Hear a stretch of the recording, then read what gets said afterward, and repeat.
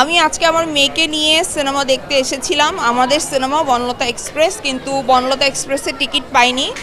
আজকের কোনো শোয়ের টিকিট নেই, আগামীকালের কোনো শোয়ের টিকিট নেই বসুন্ধরায়। তো তারপর দম দেখতে চাইলাম, সেটাও পেলাম না টিকিট। শুধু প্রেসার কুকারের সামনের রোয়ের 2টা টিকিট ছিল, ওইটাও হাউসফুল ছিল। তো আমাকে 2টা টিকিট দেওয়া হলো, আমি প্রেসার কুকার দেখলাম। ভীষণ ভালো লাগছে। বাংলাদেশে বিভিন্ন ধরনের সিনেমা হচ্ছে এবং দর্শক হলমুখী হচ্ছে। যেই সিনেমাগুলো হচ্ছে সেই সিনেমাগুলো মানুষ উপচে পড়া ভিড় করছে, ভিড় করে সিনেমা হলে এসে সিনেমা দেখছে। এটা তো ভীষণ আনন্দের, ডেফিনেটলি।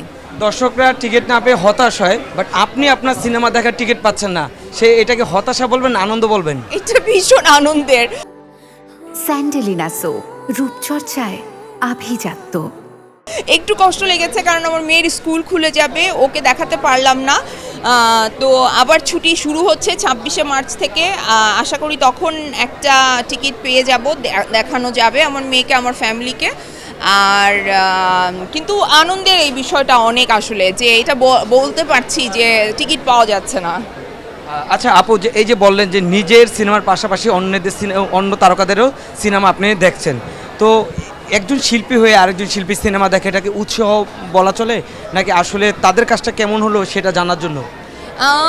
প্রথমত হচ্ছে আমাদের ইন্ডাস্ট্রিটাই ভীষণ ছোট। আমাদের একে অপরকে সাপোর্ট করাটা আমার কাছে মনে হয় যে একজন আর্টিস্ট হিসেবে আমার দায়িত্ব।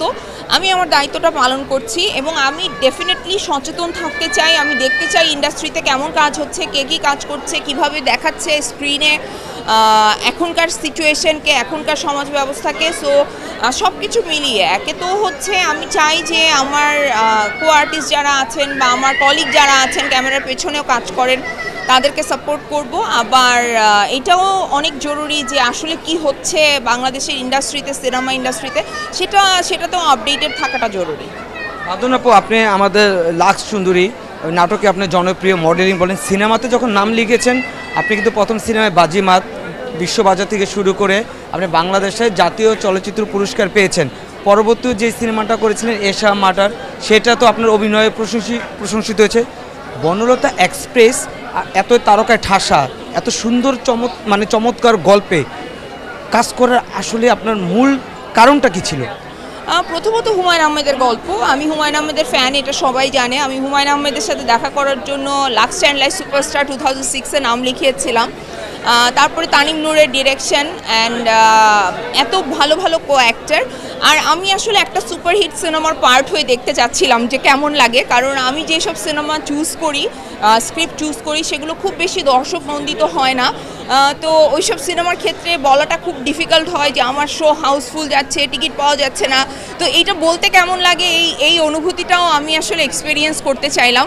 তো সেই জায়গা থেকেই আসলে করা, কারণ সুরমা যে ক্যারেক্টারটা খুব বেশি কিছু করার ছিল না স্ক্রিনে, যতটুকু ছিল স্ক্রিন টাইম আমি এনজয় করেছি। আমার কাছে মনে হয়েছে যে আমার ক্যারেক্টারটা আমি ফুটিয়ে তোলার চেষ্টা করেছি। এখন কতটুকু পেরেছি সেটা দর্শক বলতে পারবে, কিন্তু আমার খুব ভালো লেগেছে এই সিনেমার সাথে যুক্ত হয়ে। এই যে নাম করা সবাই জনপ্রিয় অভিনয় শিল্পী রয়েছেন, মোশাররফ করিম ভাই, চঞ্চল চৌধুরী ভাই থেকে শুরু করে আপনি মম আপু, যিনি আপনার লাক্স চ্যালেঞ্জ সুন্দরী প্রতিযোগিতা সে আপনার সহকর্মী ছিলেন, সবার সাথে কাজ করার ওই মোমেন্টটা কেমন ছিল?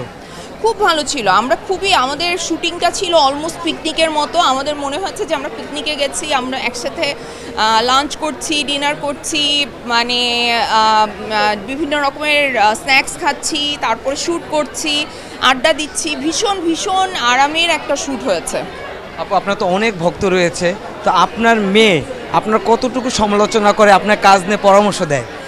ও হচ্ছে আমার সবচেয়ে বড় ক্রিটিক। ও আমাকে সবচাইতে সব কিছুর ব্যাপারে সবচেয়ে অনেস্ট ওপিনিয়নটা দেয় এবং আমি ওর কথাকে খুবই প্রায়োরিটি দেই। ও যা বলে, যা করতে বলে, যা করতে না করে, বা যেই ব্যাপারে সাজেশন দেয় আমি সেগুলো নেওয়ার চেষ্টা করি এবং আমি দেখেছি সেগুলো কাজে লাগে।